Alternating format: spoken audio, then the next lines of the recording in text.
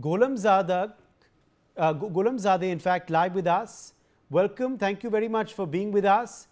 In fact, Hamidreza Gholamzadeh is director of DiploHouse. He's joining us live from Tehran. Welcome. Thank you for being with us. What have you been seeing in the past 24 hours around you in Iran where you are?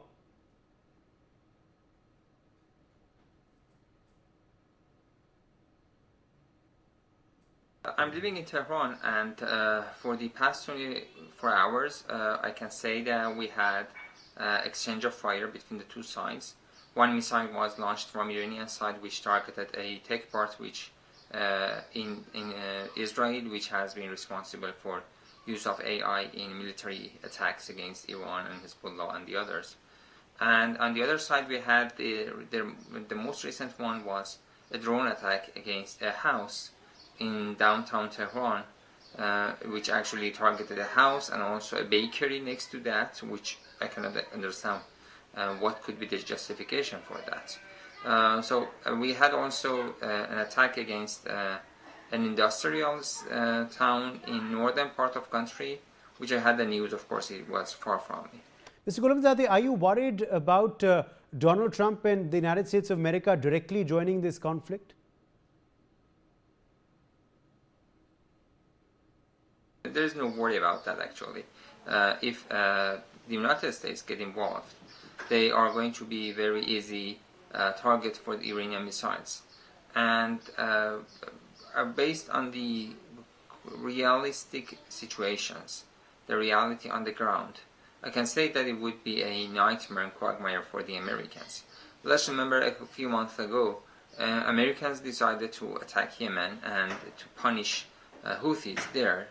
And what was the result? They had to flee the region, and they suffered casualties. They suffered several planes actually downed by the Houthis, and that was the Yemenis, the poorest country in the region. And we are talking now about Iran, which is one of the strongest countries in the region, and one of the most independent countries in the region, and who has prepared itself for such a situation in this volatile part of the world.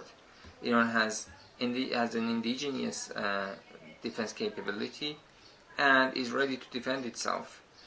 So that attack, any possible attack from the Americans would be a catastrophe for not only for the Americans but also for the region, the whole world, because it would translate into conflicts and to tensions in oil market, and then guess what? It would be a disaster for the whole world economy.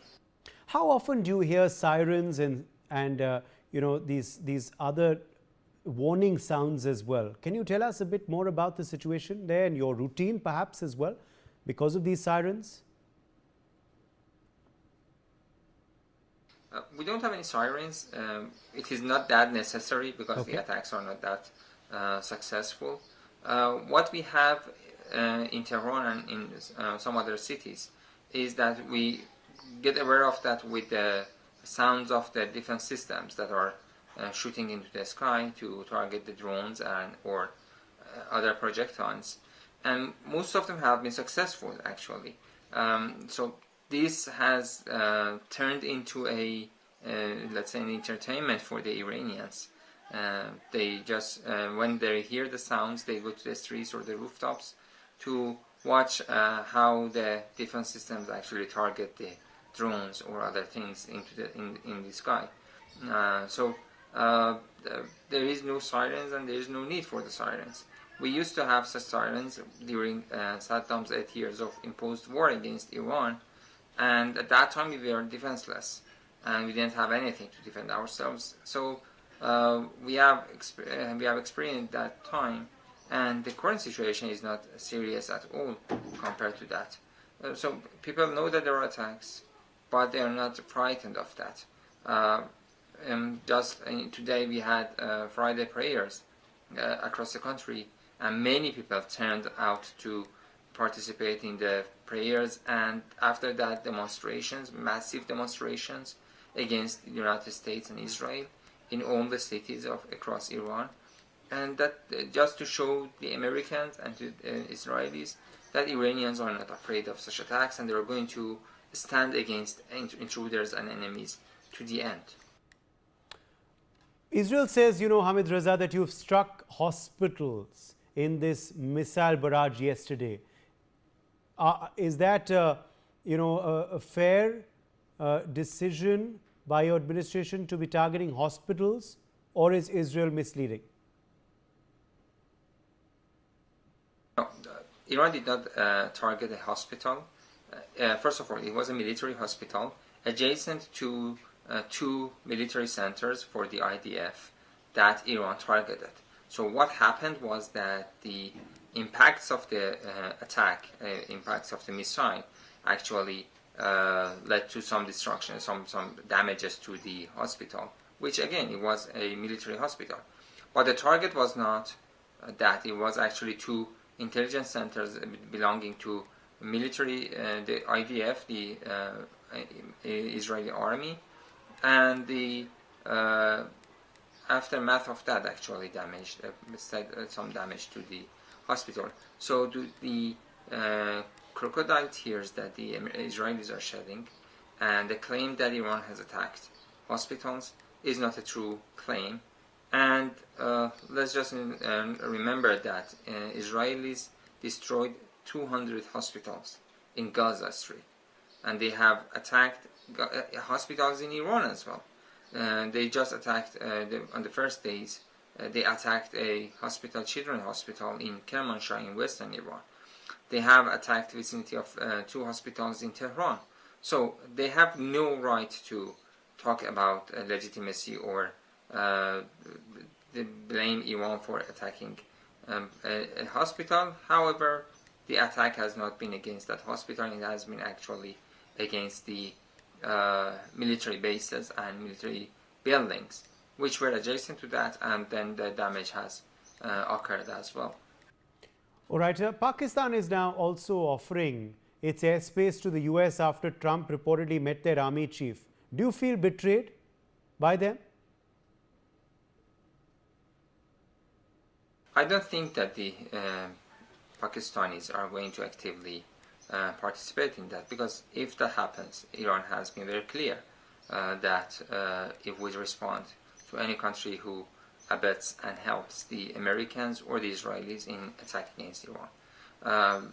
Because the current situation is an existential war for Iran, and Iran is ready to defend itself to the end. So anyone who wants to support Americans or the others would be responsible for that. However, I have not seen any confirmation of the news, that I need to verify that, but anyway, even if it happens, that's something that Iran is going to respond to that strongly. Are you worried now, Hamidreza, of further escalation in this conflict? I'm not worried about that, but I think the whole world needs to be worried, because we are already inside the war, and we are in the war right now inside Iran. But who needs to be worried about that is the whole world, because especially if the Americans get involved into the war, the escalation of tension would potentially lead to World War III.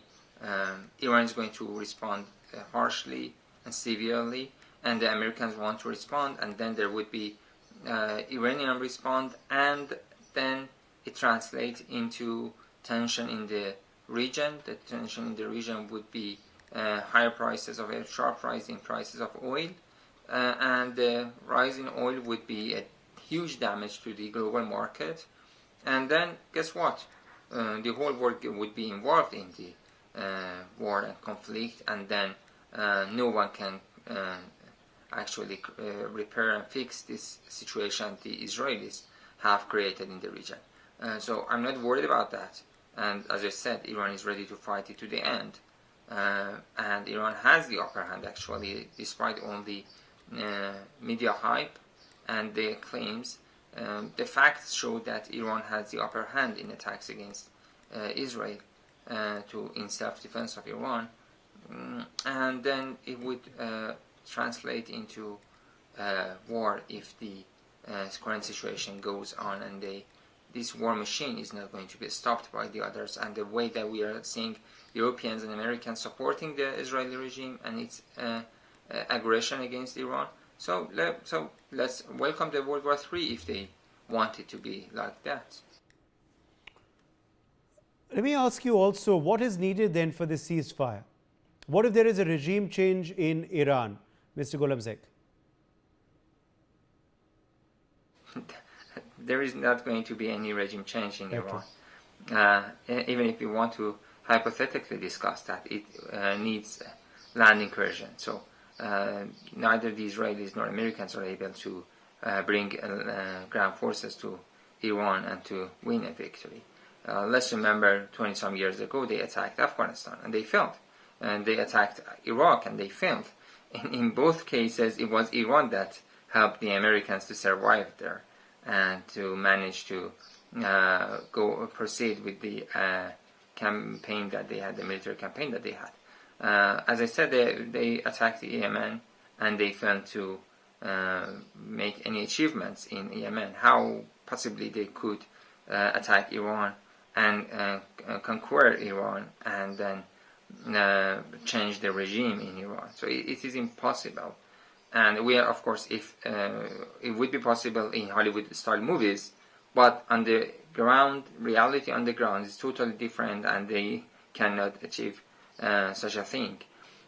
They were planning, they were assuming that the Iranians would turn against the establishment and they would change the regime.